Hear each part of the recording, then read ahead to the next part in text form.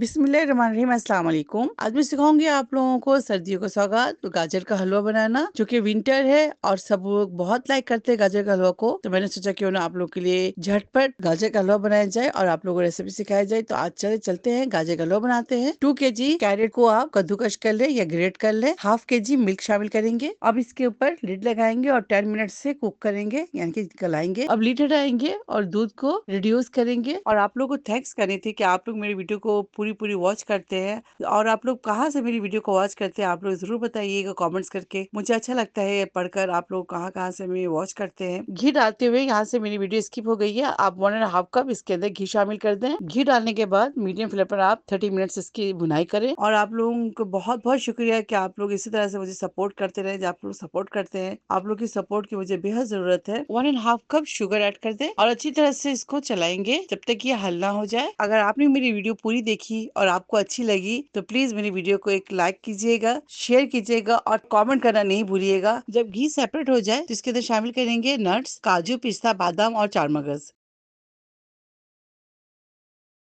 हलवे को मजीद जायकेदार बनाने के लिए इसके अंदर 1 कप पाउडर मिल्क शामिल कर दें और इसको अच्छी तरह से मिक्स करें। 1 कप फ्रेश ग्रेट कोकोनट शामिल कर दें। अगर नहीं है तो आप डेसिकेटेड कोकोनट भी शामिल कर सकते हैं। अब इसके अंदर 1 कप खोया शामिल करेंगे। अब आखिर में हाफ टी स्पून केवड़ा एसेंस शामिल कर दें और इसको अच्छी तरह से मिक्स करेंगे। गजाइयत से भरपूर रिच एंड फ्लेवरफुल गाजर का हलवा तैयार है। आप इसे जरूर ट्राई करें और मुझे दुआओं में याद रखें। अगर आपको मेरी ये रेसिपी अच्छी लगी तो ज्यादा से ज्यादा लाइक करें, कमेंट्स करें, फैमिली फ्रेंड में शेयर करें और मेरे चैनल को सब्सक्राइब करना ना भूले। एक अच्छा सा कमेंट करते हुए जाएं। इंशाल्लाह नेक्स्ट कोई अच्छी रेसिपी से फिर हाजिर होंगे। तब तक आप लोग अपना बहुत ख्याल रखें। Stay safe, take care, lots of love. अल्लाह हाफिज, अस्सलाम वालेकुम।